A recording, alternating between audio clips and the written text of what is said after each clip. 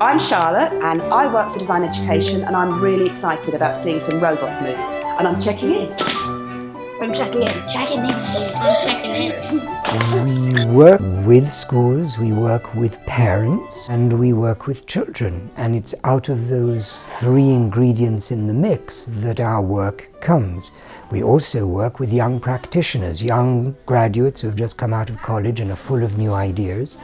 And we work with individual teachers who work on our camps, who say to us, this is actually why we became teachers, to work with children in this way and to learn from young designers what is new in the world. So today and over the next few days, you're all going to be designers.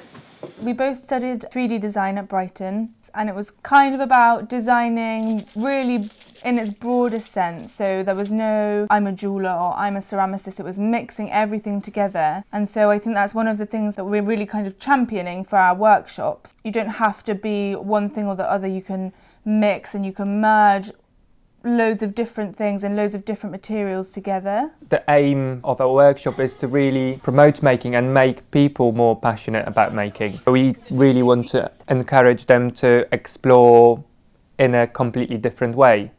We call them workshops rather than classes because they're about working, they're about doing and making and designing, making decisions. They get really the sense of their own power. The kids can really become quite creative in the course, and instead of just learning about the science and the maths that goes into the robots, they can really learn about them and exploring what they can do for themselves, and they really get a sense of achievement after building a robot which is different and not just following instructions. Building an item from scratch can do wonders for a child's self-esteem, particularly those who may not be traditionally academically inclined. So those who may struggle in, say, the traditional subjects such as English and maths may be very, very good at building things because the kind of barriers aren't there.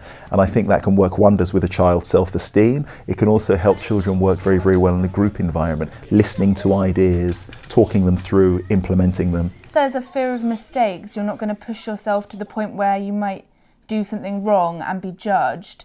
And I think sometimes the most interesting things happen at those points where it's just like teetering on the edge of being Wrong.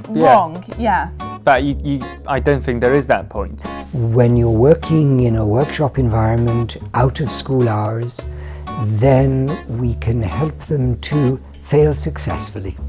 Let's go. 3, 2, 1, go.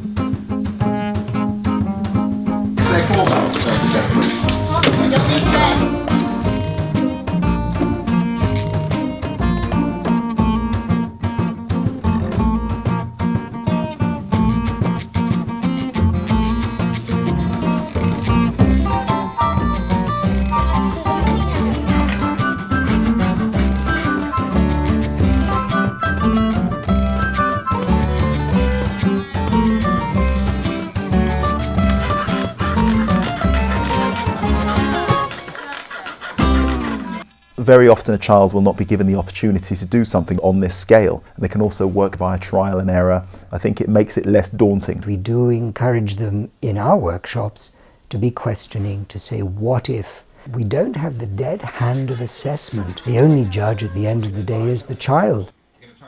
The best times as a teacher are when you see a kid who's tried and tried again and they're not getting the results, and suddenly something clicks and they do succeed and they do well. If you want children to be designers and makers, then doing stuff in the evenings, in your own time, in the weekends, in the holidays, when you don't have to finish within 40 minutes, where you can spend 3 days working on something. Isn't that wonderful?